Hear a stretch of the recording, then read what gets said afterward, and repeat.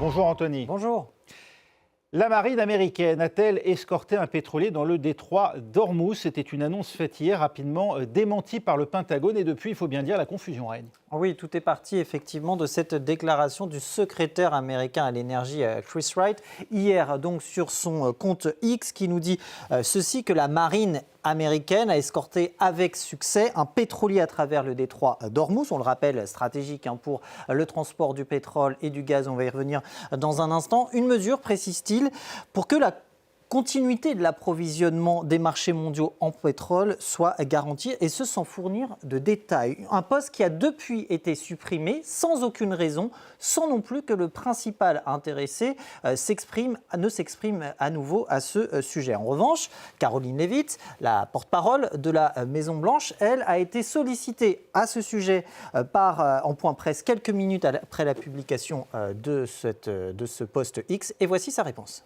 Aware of this post. I haven't had a chance to talk to the Energy Secretary about it directly. However, I know the post was taken down pretty quickly, and I can confirm that the U.S. Navy has not escorted a tanker or a vessel at this time, though, of course, that's an option the President has said he will absolutely utilize if and when necessary at the appropriate time. Un démenti formel donc, de Karoline Leavitt des propos de Chris Wright. Quant à cette option évoquée par le président Donald Trump, effectivement, il l'a fait dès lundi et même dès la semaine dernière. Donald Trump qui évoquait cette menace, cette possibilité de devoir escorter des pétroliers à travers le détroit d'Ormuz, sans évoquer de détails non plus, sans évoquer un quelconque calendrier, si ce n'est un dès que possible, ce qui entretient d'autant plus le flou. En attendant, les affirmations de Chris Wright ont été démenties par Téhéran, d'abord par la voix des gardiens de la Révolution, en l'occurrence leur porte-parole, Ali Mohammad Naini. Aucun navire de guerre américain n'a osé s'approcher, dit-il, de la mer d'Oman, du golfe Persique et du détroit d'Ormuz pendant ce conflit. Le speaker du Parlement iranien de renchérir, non sans moquerie, avec cette publication, un pétrolier escorté par un navire américain dans le détroit, sur PlayStation peut-être. Quoi qu'il en soit, Anthony, cet imbroglio a joué sur le prix du pétrole.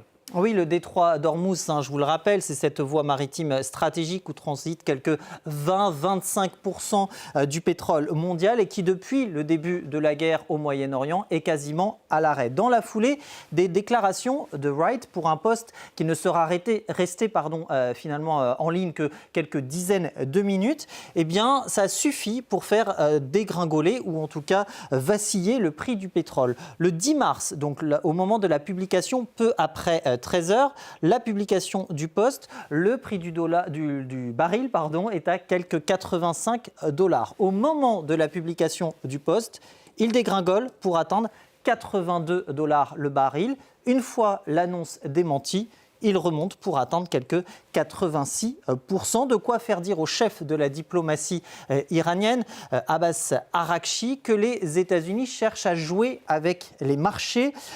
Comment? Eh bien, tout simplement en les manipulant, en diffusant précisément des fausses informations. Téhéran qui, en début de semaine, a averti qu'il n'y aurait pas un litre de pétrole qui quitterait le détroit si les frappes américaines continuaient. Les Iraniens qui sont accusés par les États-Unis d'avoir miné ce fameux détroit d'Ormuz. Et d'ailleurs, Donald Trump promettait dans ce cas de figure sur son réseau social que de conséquences jamais vues auparavant si c'était vraiment le cas. Et on a appris dans cette optique d'ailleurs que l'armée américaine annonçait avoir bombardé, éliminé quelques 16 navires avec à leur bord des engins explosifs, en publiant d'ailleurs ce type d'image que l'on a pu voir notamment sur les réseaux sociaux officiels du Central Commander en guise de preuve. Donc un exemple qui vient montrer en tout cas comment une simple fausse information ou une simple déclaration hasardeuse officielle